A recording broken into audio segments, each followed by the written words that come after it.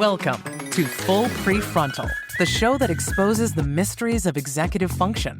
This podcast is a collection of conversations about the role of the prefrontal cortex, which impacts your focus, planning, problem-solving, emotional balance, and independence. So join us as we explore executive function and the science of learning. And now, here's your host, the founder of EXQ, Psy.D. Welcome back to Full Prefrontal, Exposing the Mysteries of Executive Function. I'm your host, Psy.D, and we talk about all things executive function, one's capacity to manage self, manage goals, manage relationships, and most importantly, manage the relationship with the future self. One of the things that I often think about why this podcast is I not only want you to understand that executive function skills are complicated things to understand, but they're experts who have been at it for years. However, the words and the lens they might use might be different and not explicitly the term executive function might be used. The second thought is I hate this distinction between disability, inability, and ability. I feel we are all on a spectrum, and some of us are good at some things, some of us are bad at that thing that somebody else is good at. And then some people truly struggle because they haven't developed those abilities. And then some people maybe really have significant struggle that they may never develop the ability. And that's why we have experts who teach people how to lead their lives. And then there are people who self-discover.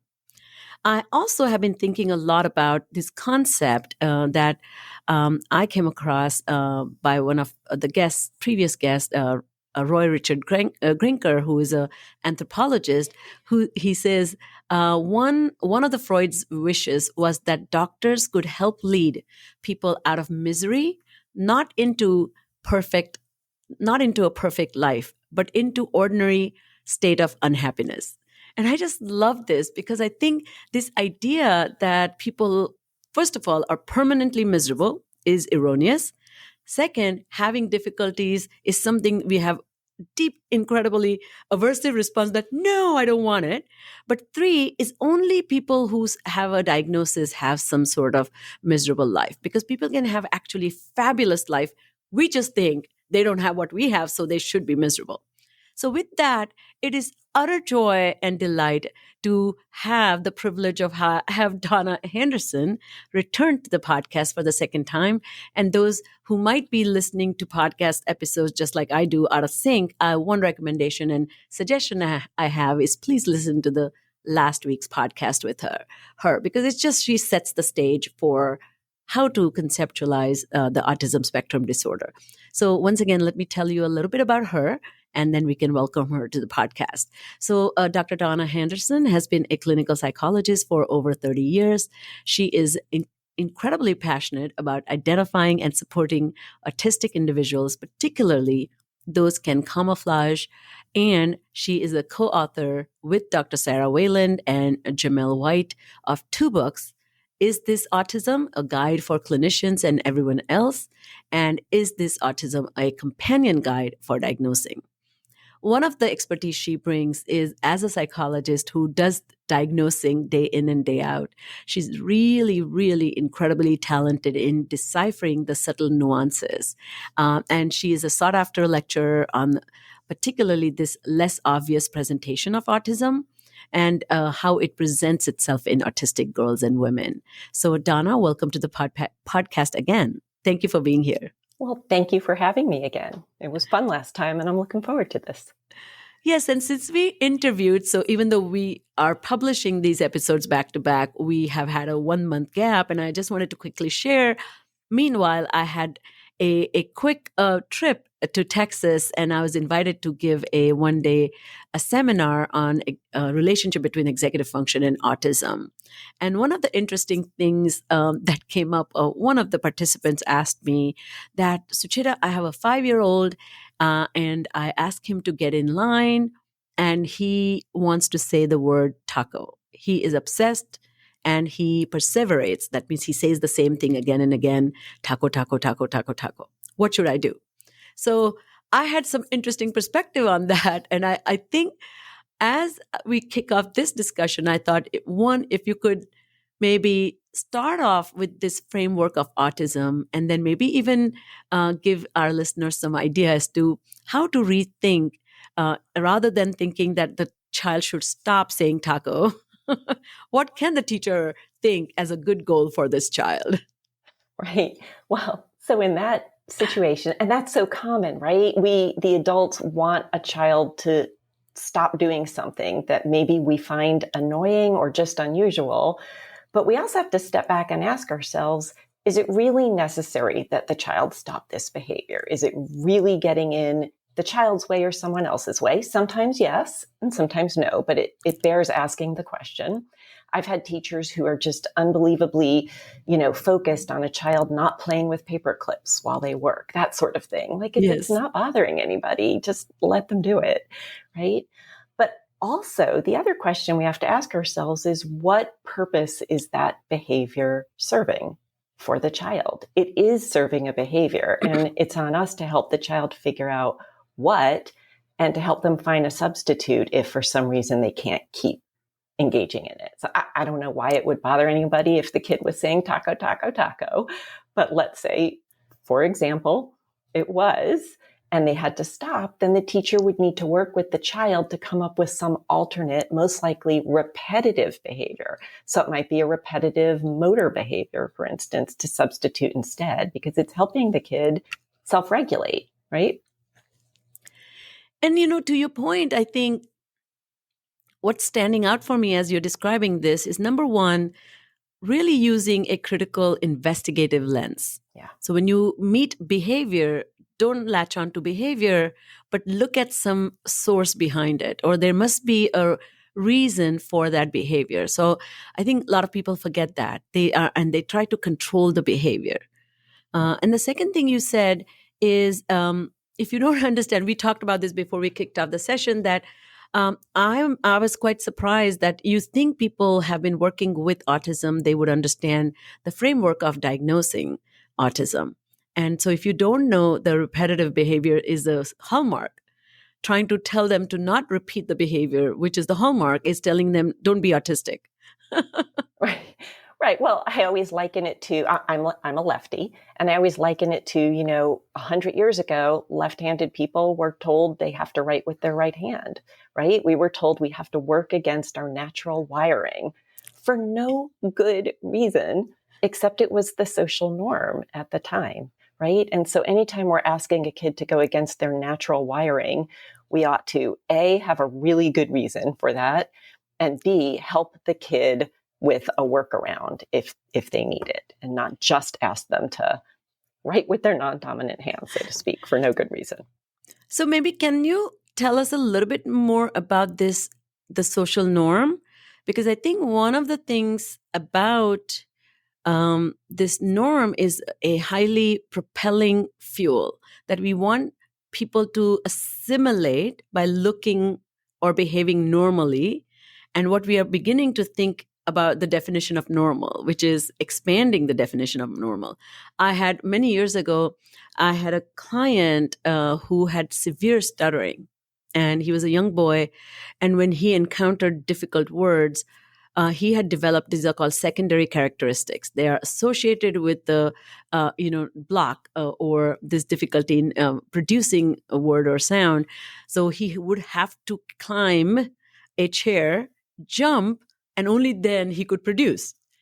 Now, this was absolutely disruptive, not just to him. It was getting negative attention, but it was definitely disruptive to find a chair in the middle of, like, you're walking in New York City, Times Square. There's no chair to jump off of, right? Yeah. And so a lot of my work with him was really thinking about this idea that you're feeling that the word is going to be very difficult, and you are really not wanting to stutter, and you have kind of created this association that the struggle will be gone if I jump. And so that kind of work took a lot of time, but that's called metacognitive training, right? So I'm just curious, if you can talk a little bit about this strong influence in the context of autism, this desire to, when you have social difficulties, you are violating social norms all the time. So how do you think about normal, acceptable behavior, which is what people are trying to make people exhibit normal behavior, which is like give eye contact. We think people who don't give eye contact are shy or rude, but neither can be true for a person with autism. Right. So, I mean, there is no such thing as normal behavior as an absolute, right? It depends on your culture, your subculture, your the situation you're in the moment, the other people who are there. It changes absolutely constantly. If I asked you what is normal behavior, you'd have to say, in what context? Give me the situation. And even then you might not be able to answer it, just, cultural differences and all of that sort of thing. So, I mean, it just underlines how unbelievably hard it is for people who don't implicitly understand expected social behavior, who really benefit from explicit instruction about social behavior, how unbelievably hard that is, because we can't possibly give them a script for every single situation. It's endless, right? And it's all very context dependent. And I think context is a really big issue for people who have autistic nervous systems. It's harder for them to intuitively and automatically use context to sort of understand and respond to different situations, if that makes sense. I love that. And I think it is so consistent with some of the conversations I had again with this anthropologist who looked at history of normal. And one of the things he said, stigma isn't in our biology, it's in our culture. Yeah. It is a process we learn from within our communities, and we can change what we teach. So that's exactly what you're saying. I just love that. So maybe once again, before we dive into some of the ways to think about managing autism spectrum disorder, can you just restate what is autism spectrum disorder? So, as we talked about last time, it's basically being born with a different kind of nervous system than most people have that makes you perceive and understand and respond to the world in different ways than most people do. And those differences can cause trouble for you between, trouble in communication. You can be misunderstood. You can misunderstand things. And it can cause a lot of overwhelm. Excellent. So one of the things I thought we'll take some time, my wheelhouse is executive function management, and autism leads to self-management deficit or challenges, particularly because of some of these, some of the presentation can create obstacles in goal attainment. And then also one of the goals is to not feel isolated or separate for the way you're wired. And so not having the abilities to demonstrate social competence can lead to social exclusion. So I was thinking, for starters, what is, in your opinion, the connection between executive function in autism? So a lot of autistic people have difficulty with executive functioning. Not all of them, but a lot of them do. And of course, there's overlap between autism and ADHD, and both of them tend comorbid. to have, yeah. So they co-occur, and they both tend to have difficulty with executive functioning, of course.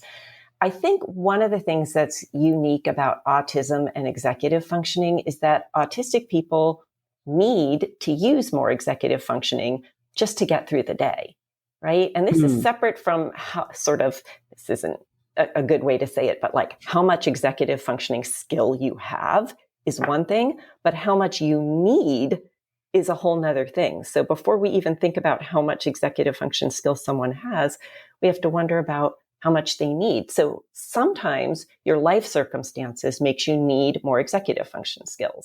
So for instance, I have 3 children and a regular job, and then I do all my extracurricular activities like this lovely interview.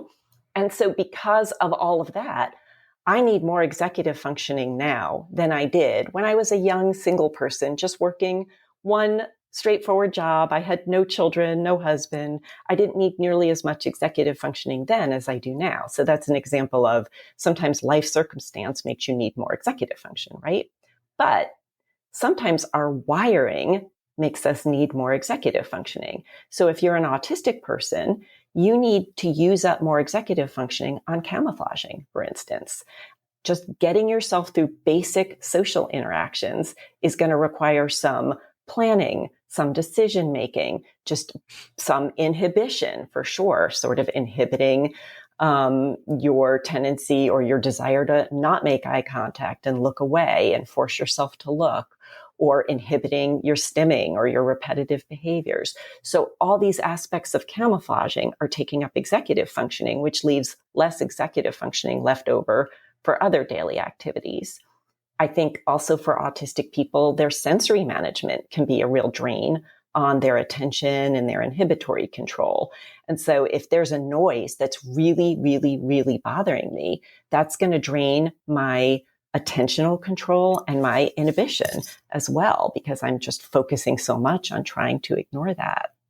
And then if we think about adjusting to change as part of executive functioning, sort of your ability to change course as you need to, autistic people have to do that way, way, way more frequently than non-autistic people. Like if there's some small change, let's say the school bus arrives and there's a substitute bus driver, that's a small change. For non-autistic kids, that requires almost zero, if not zero, executive functioning. The adjusting to that change is no big deal. But for an autistic kid, adjusting to that change can use up a ton of their sort of executive functioning energy for the day, so to speak. And so that's what I mean by they might use a lot more than non-autistic people before we even start about their skills. Does that make sense? Oh, absolutely. And I think this is so interesting. I had Steve Neffley talk about particularly students, minority students, and its relationship. Even being a minority requires you to exert your executive function. Yeah. Because you have to adjust to the dominant culture's expectation. You have to, as you said, camouflage some of the way you're different or mute some of your presentation of self in everyday life.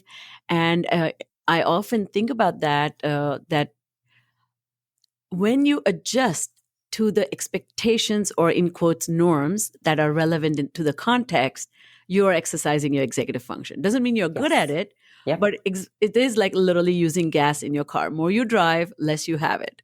So you are going to have a tanking effect. So when it comes to critical part of your life's decision making, you may not have any gas because you have consumed all that gas taking decisions about just simply belonging. Yeah. That can be exhausting. I've heard it called code switching, right? Switching, exactly. And I've heard people say it's almost like I'm talking in a language that I'm pretty fluent in, but it's not my mother tongue. It's not my primary language. And so it does require that extra effort. And then if you have autistic people who are another type of minority in addition to being autistic, then they're sort of double code switching, right? There's just a whole lot going on there. And the amount of executive functioning that takes can be absolutely tremendous. Yeah.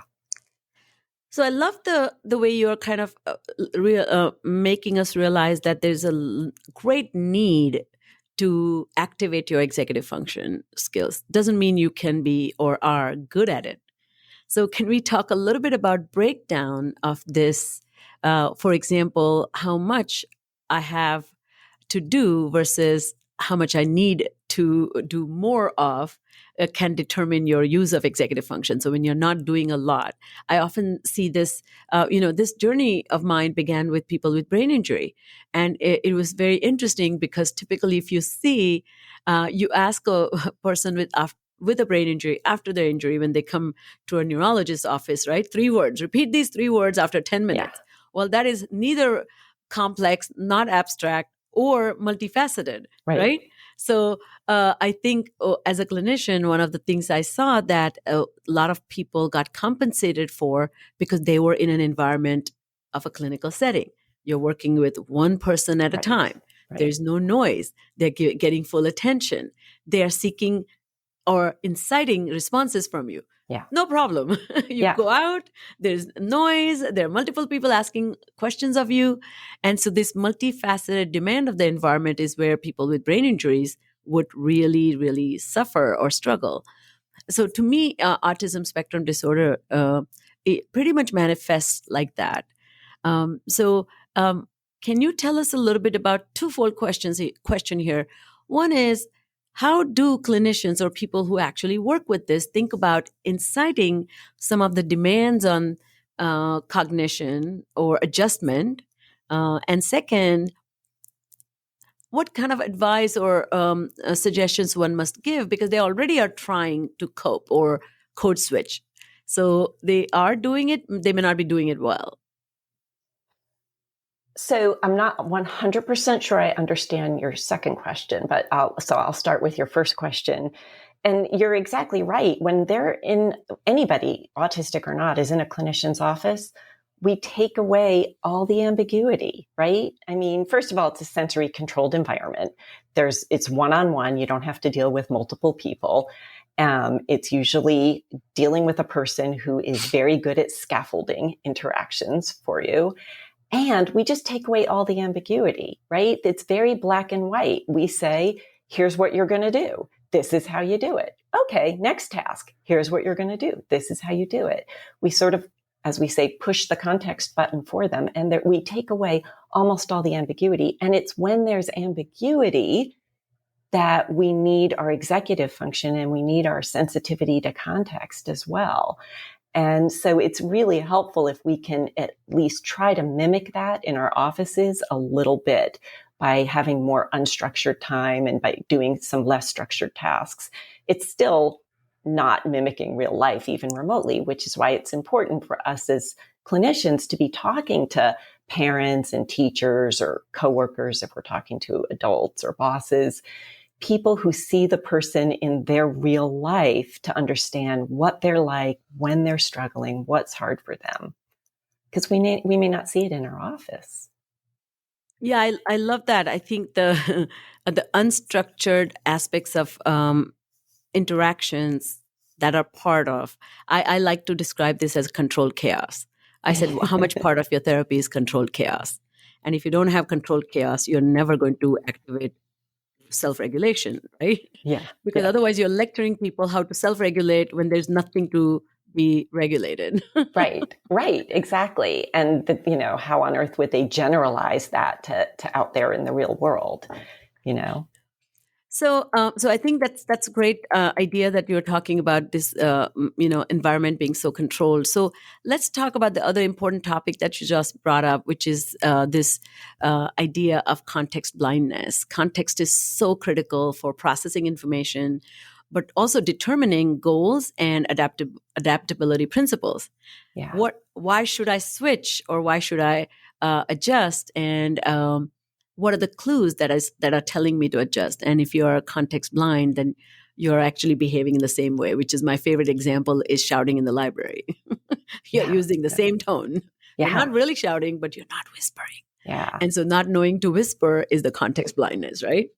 Right. And we should be clear, Peter Vermeulen came up with the phrase context blindness, although he's also been clear that autistic people aren't blind to context. They see the context, but they don't automatically use the context to understand and respond to a situation. So I still use the phrase context blindness because I'm used to it, but it's not exactly the right phrase to use. I mean, what he says now is it's being an absolute thinker in a relative world. And for people to understand how unbelievably important this concept is, you first have to understand how most of us perceive and respond to the world.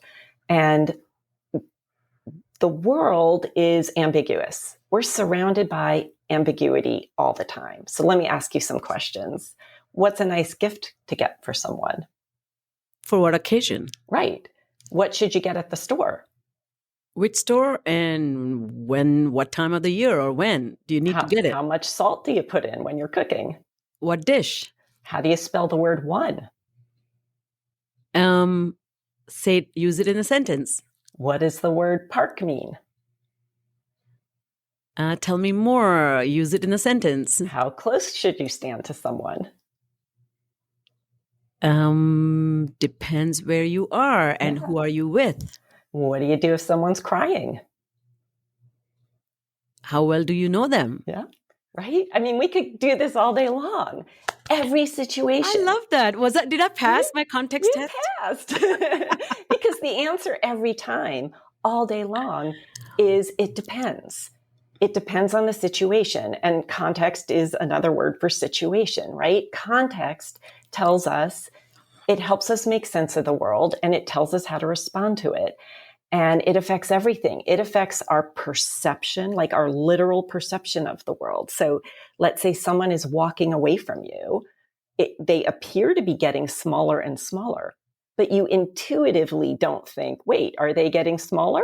No, you intuitively use context to know people don't shrink. And so they're not getting smaller, they're moving farther away, right? We use context to process our sensory input. So for instance, let's say I feel something lightly trickling down my arm, okay? If I'm in the shower, context automatically tells me this is water, right? It's a nice feeling. But if I'm hiking in a dense wood, context would probably make me think it's a bug or a spider, which I might not enjoy as much. Or right? blood. Or blood, exactly, right? So context helps us direct our attention to things that are important and away from things that aren't important. And it helps us process input relatively and not absolutely. And so you can think of hypersensitivities as due to non-context sensitive processing of stimuli. So the sensation becomes all or nothing rather than relative, right? Absolutely. And this goes for internal sensations too. Like if your heart rate goes up, context automatically, that's the key word here, automatically tells you why your heart rate went up. Like, did you just run a mile and you're out of breath? Are you about to do a presentation and you're nervous? Are you watching an exciting movie? Context helps us make sense of what we're feeling. And context also helps us communicate because language itself is ambiguous, right? Words have more than one meaning. That bark felt rough versus that bark was loud. Right? And we use language in non-literal ways sometimes. Like if I say, oh my God, we had the plague at our house last week. Do I really mean the plague? No, probably not. Hopefully not. Hopefully not. Right? So we use the context of the sentence. We use the context of our culture, of our personal experience, so many layers of context to make sense of language. Just yesterday, I had a Zoom meeting with a really, really bright 8-year-old, and we were starting the meeting, and she had a book open on the table, and her mother said, okay, honey, it's time to put the book down now. And the girl said, the book is down.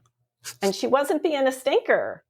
And I said, I think your mother maybe meant to close the book. And she said, oh, okay. And she was perfectly happy to comply. She wasn't being a stinker.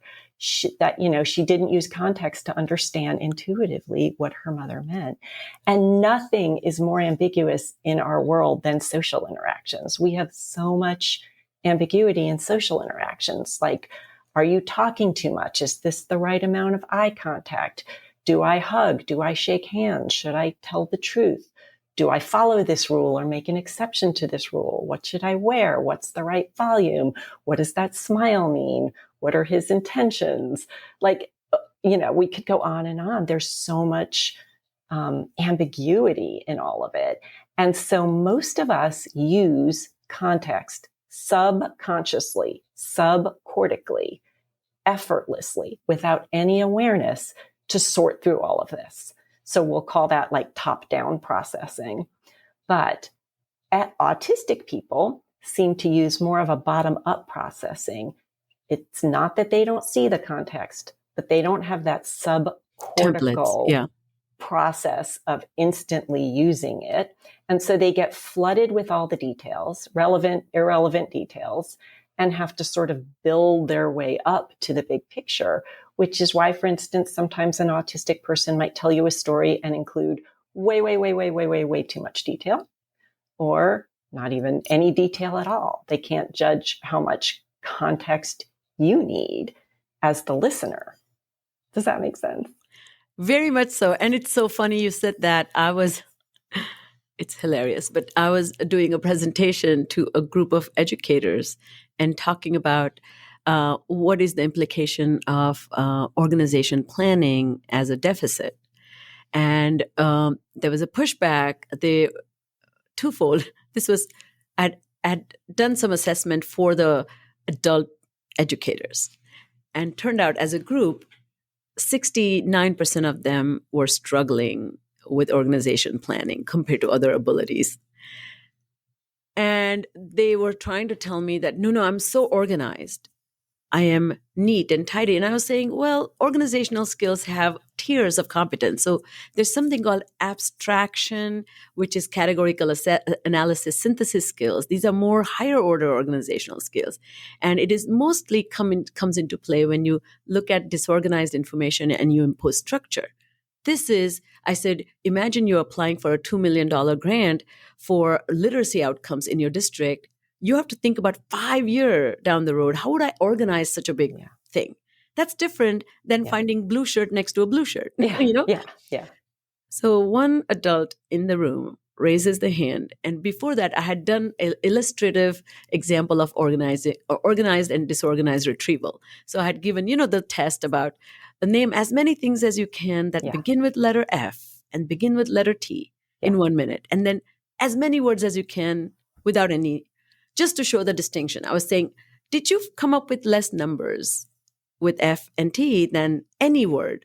Yeah. That was the illustration, not to be taken seriously. I was not timing them, or this was not a psychological test, right? Even though it is a psychological test.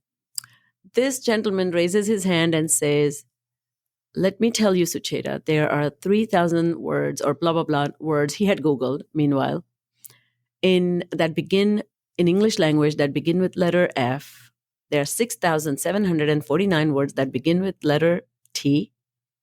So you're going to have less numbers begin with F. This was his conclusion after my whole presentation, which was nothing to do with, that was just an activity. Yeah. So it was so interesting to me that to your point about context blindness, it was a means or a vehicle to begin or kick off a meeting or kick off a discussion. It was not the central focal point. Yes. But and you he see got that really stuck. He missed the real point. He got stuck on a little detail that took him on a detour. And when kids do this, I think adults automatically assume it's a lack of attention.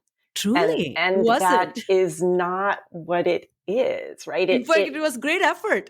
Right, exactly. It certainly takes your attention away from where everybody else wants your attention to be, but that's not the crux of the issue there, right? The crux of the issue there is he wasn't using context to understand the real point and to let the little details and the irrelevant details disappear, right? That's a great example. And to your point, it was impulsive, it was inappropriate, it was irrelevant, and it only led to personal sabotage. It didn't cause any disruption other than it was weird to bring that up after 1 hour when the initial S&T little fun exercise was done as a, let's talk about this kind of thing. Right. But he actually walked away feeling very smart. So he felt, look, I'm so clever. I looked it up. I have precise number. I don't even know how you can come up with precise numbers like that because you can't. So I thought that was amusing to me. So I didn't even comment. Like if I was getting into technicalities, I would challenge that. You know what I mean? Right. So, but what is so interesting, but this is a person who's a leader. So the real thing that you're talking about, there's a cost to this kind of poor ability to judge and evaluate the context because you may be missing the forest for the trees. Well, it's that you don't use the trees to understand that you're looking at a forest. Yes, that's a great way to think about it. You're like looking at every vein on every leaf on every tree, not just at the trees themselves. And then there are just like this example that you're bringing up, there is just like one little disconnect after another. And that takes its toll. And just moving through the world with this type of processing, even before you get to all the disconnects with other people and the misunderstandings, it's exhausting. They work their way through more information than non-autistic people do. So if you have this type of processing, you have to consider every detail, even those that most people realize are irrelevant. And so you just use up a ton of your time and energy and effort and executive functioning, sorting through all of that stuff that so many of us just ignore and move on from.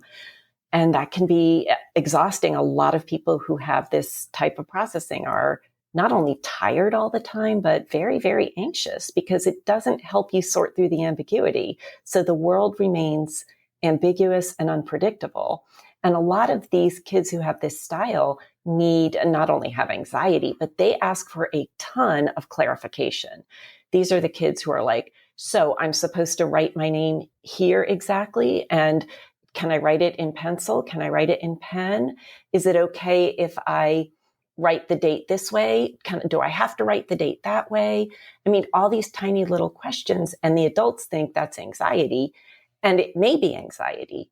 But what's often underlying it, if they're asking so many clarifying questions that most kids don't ask, that are intuitive for most kids, that may be this context blindness. And like one way I see it, one of the tests we give is a reading fluency test. And it's kids just have to read these very short, simple sentences and say true or false. That's it. And so, there are some demonstration items. And the first demonstration item is, I think it's an apple is blue. And most kids intuitively know false. Apple's not blue, right? It's not meant to trick you. But they'll say, is this real apple? Well, they'll say an apple can be blue. And I would say, but is it typically blue? No, but I could paint an apple blue. It's possible. But because they're having to sort through every single possibility, right?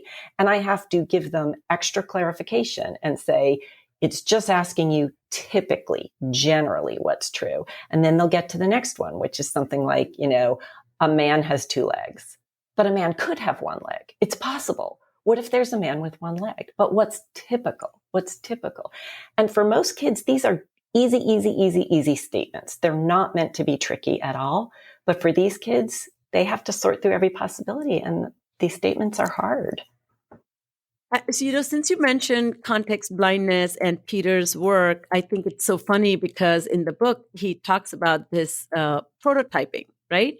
So the way organizational higher order, and I'm speaking more to the listeners now than you, but this, the higher order organizational skills is to create a mental template. Mm-hmm. And this mental template allows us to compare and contrast anything that veers from this prototype. So when you think about fruit in the brain, the most generic fruit is apple. So then you can say, compared to apple, watermelon is bigger. Compared to apple, blueberry is small. So most people who have context blindness, they do not have mental templates or prototypes. And that creates a huge problem because they're like, blueberry can be big if you are only 1 inch tall. You know what I mean? You have gotten those kinds of answers, which makes them look weird or think weird, but they just cannot get past this. Just go with the flow. Like most people have 2 arms and 2 legs. Man having 1 leg is the wrong answer, right? So they cannot, and then you'll find them arguing with you. So the test that takes 5 minutes might take actually 15.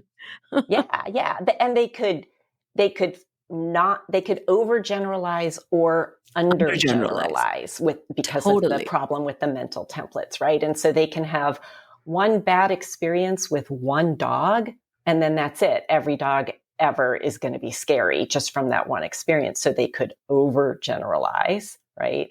Or they could undergeneralize and say they're doing math problems and they're doing them fine. We're doing the math problems. And then a math problem changes ever so slightly in how it's presented, so slightly, and then they're stumped and they can't generalize from what they had been doing. So they both over and under generalize because of the problem with the mental templates. Yeah. And, to your point, I think, as we talked last time, that at the heart of autism is the first set of criteria is this social communication skills. Yeah. And it can be very exhausting to be with somebody if you're a neurotypical, because this need for precision in the space of ambiguity is not possible. Yeah. You say, let's leave her in the, after lunch. Well, what time? Right. And what if we have lunch at 1? Yes. Does this mean after 1? Well, I want to keep it open. Oh, no. Keeping it open feels like almost you're being mean or withholding information. So I see that a lot in the relationship conflicts. And this reminds me of the book by David Finch, The Journal of Best Practices, which I thought is written by an adult with autism who is actually a husband of a speech language pathologist. And I thought it was so poignantly captured by him. Because, to your point, it's like I like to call it Goldilocks effect. A Goldilocks just needed perfect. The bed was too big, the porridge was too hot, never right. Yeah. And I think that is where that experience for somebody on the spectrum can be. I think for some people on the spectrum, yeah. And so I want to be clear, not every single autistic person has these particular struggles. But can I tell you a story related to what you just said? Please. Oh my gosh, this just flashed through my mind as you were talking about David Finch and his wonderful book. I worked with a woman last year who was in her mid-40s, very, very highly educated woman who felt that she was autistic, and she was right. She absolutely was. And there was some marital difficulties, and her husband was not autistic. And we were having this conversation, and they have some arguments. And so I asked them to give me an example of an argument. One day she asked him to make her lunch because she was busy. And he said, sure, what would you like? And she said, I'd love the same lunch I had yesterday. I told him what it was. So he made her the same lunch she had the day before. And then he saw that they had some nice plums on the counter, and she loves plums. So he threw a plum on the tray as well. And he brought it to her, and she got very upset because she asked him to make the same lunch as yesterday, and it was different. And we said to her, what was different? And she said, well, there was a plum on it. And we said, so it was the same with a plum. And she said, to me, that is fundamentally different. And it threw me off entirely. And we both explained to her as non-autistic people, to us, it's the same thing plus an added bonus. And that blew her mind. She didn't understand how we saw it the way we did. And of course, we didn't understand how she saw it the way she did, right? And you can see where that could create such problems in a marriage between an autistic person and a non-autistic person, or between a parent and a child, between a teacher and a child. This, miscommunication over such a simple thing, right? And one of the most important things we can do is to be very explicit in our language, which is hard for non-autistic people. We're not used to being super, super explicit in our language, but it will help our relationships with the autistic people in our lives if we can do that. Such a great example. And, that remind me again of that, prototype that I was talking about, that once you have a prototype, the plus, like, a hen is a bird that has wings but doesn't fly high. An eagle has bigger wings but looks similar to, like that. Yeah. We are able to see similarity and differences in a nonchalant way. And it doesn't need to be concrete. Like you can have an unusually small eagle. Yeah. But you're not going to say, well, that's not an eagle anymore because it's too small from all the eagles I've ever seen, Right. Yes. So working with the program is something we do all the time. Yeah. So let me ask you a question about, so one of the speech pathologists' work I have read or just, while Googling is Tracy Vale. And she says, keep these helpful tips in mind. And I just wanted to see what your reaction is to it. So use concrete language whenever possible and avoid slang. Would you do that? So it depends on the person. There are a lot of autistic people that you don't have to do that with. So you don't want to talk down to somebody for sure, but get to know the person you're interacting with. And if they, respond poorly. Did you just use context? I think I might have, I mean, I have 2 kids who are autistic, and one of them is perfectly fine and comfortable and absolutely loves all kinds of complex and non-literal language. But the other one really struggles with it. When he was 10 years old and we were walking home from the bus stop together, I said, so what's shaking? And he looked around and said, your arms, which was not a great moment for me as a person. But as a mother, at first I thought, is he being a stinker? And no, he wasn't. And I started to learn okay, I need to be very explicit when I talk to him, right?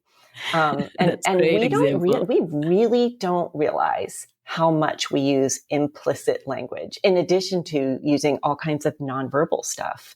Like when my daughter was home a few months ago, and she's, 24 years old and super, super bright and capable and has intact language skills, very, above average language skills. And she was sitting at the kitchen counter, typing at a computer, doing some work. And I was running around the kitchen, trying to get dinner on the table. And I was huffing and puffing. And I wish somebody would just set the table already.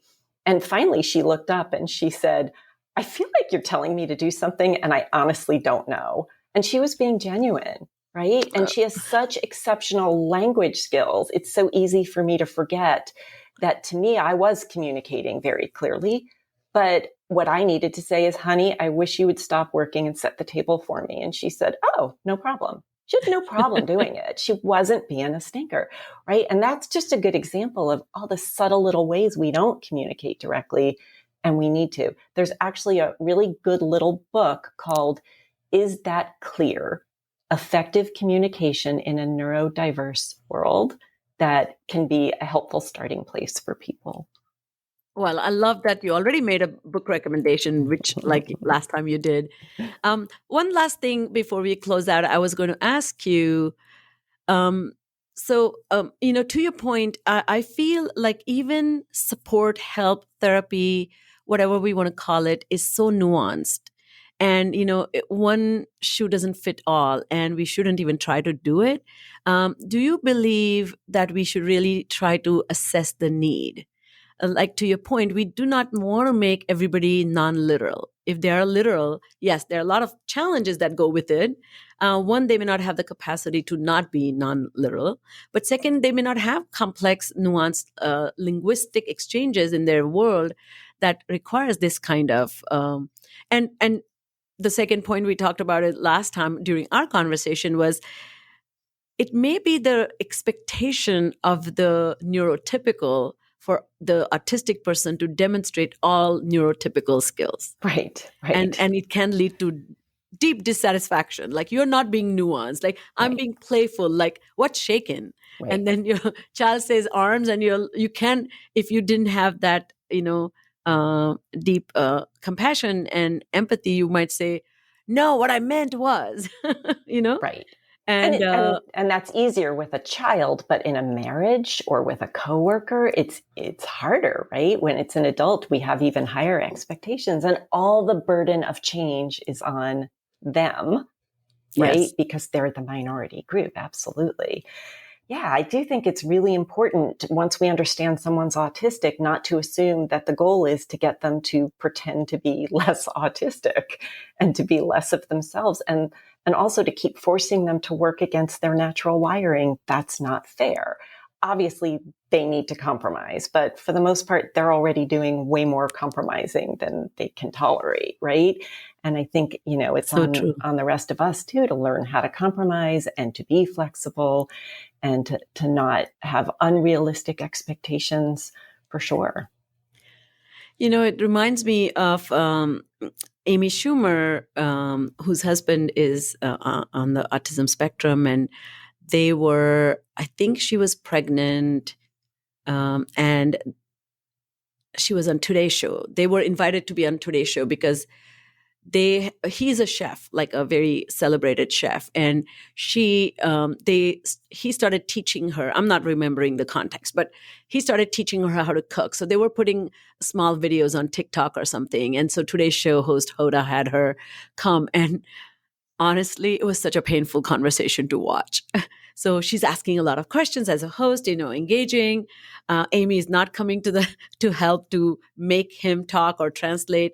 He's just not getting the direction of the question, being very concrete, and as answering the part of the question just as, so you have a show, implying, tell me everything. Right. And he's like, yes. Right, exactly. And it was funny that she didn't modify because she didn't know how to deal with it. Right. Sorry, what were you saying? Well, sorry, no, I interrupted, but like the fact that he was so good, he is so good at something, right? He's so good at cooking, and he's probably good at so many other things, makes people think, oh, well, he couldn't be autistic. And so then they get frustrated with the communication differences and the social differences and all of that, right? But somebody And he can was be not good at communication, but that was almost forgotten because he suddenly now married a famous person, and he was good chef, to your point. Right. So yeah, it's complete mismanagement of expectation, but it was excruciating to watch that interview. And I don't mean excruciating, but I could see her, the host trying to say like, wow, what do I do now? This is bombing. Right. You have to get very, very, very explicit and say, tell me three things about being a chef, tell me how you became, right, exactly. Yeah. So as we wrap up, thank you once again for this tremendous wisdom. I really think you're the first one who has really talked on this show about context blindness, which is one of my favorite, a truly neurocognitive perspective, and has such meaningful impact on everyday life, and not often conversation happens about context blindness. But I love also the distinction that you made. It's not context blindness. I mean, there's no see context, no see context. It is really not be able to make meaning of the components of the context that really inform you about the value and critical importance of that context. So you may be not paying attention to those three things that really tell what is this context, and so that absolute thinkers in a relative world. I love that way of subjecting. So, well, Donna, it's been such a pleasure talking about these important concepts, and particularly I really love your compassionate way, and very thing that is a challenge for people on the spectrum, which is flexibility, and can lead to inflexibility. You are really inviting all of us to exercise our flexibility. Yep. And second thing, I really love what you're saying, that constantly remembering one solution doesn't work for all, and you have to be nuanced about your approach, and you need to really shift the burden from neurotypical to neuroatypical, if that's the way we can frame it. But really think about the world is much larger, and everybody can thrive equally. So I love it. Thank you so much. Listeners, thank you for tuning in today.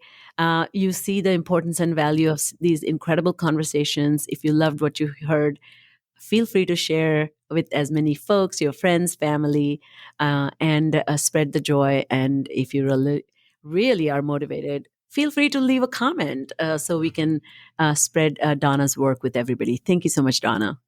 Thank you for having me. A lot of fun. Thanks. Thank you for listening to Full Prefrontal, exposing the mysteries of executive function. To contact your host, Sucheta Kamath, and learn more about her work on improving executive function, visit her website at exqinfiniteknowhow.com. That's www.exqinfiniteknowhow.com. Tune in next week for another informative episode of Full Prefrontal, hosted by the founder of EXQ, Sucheta Kamath.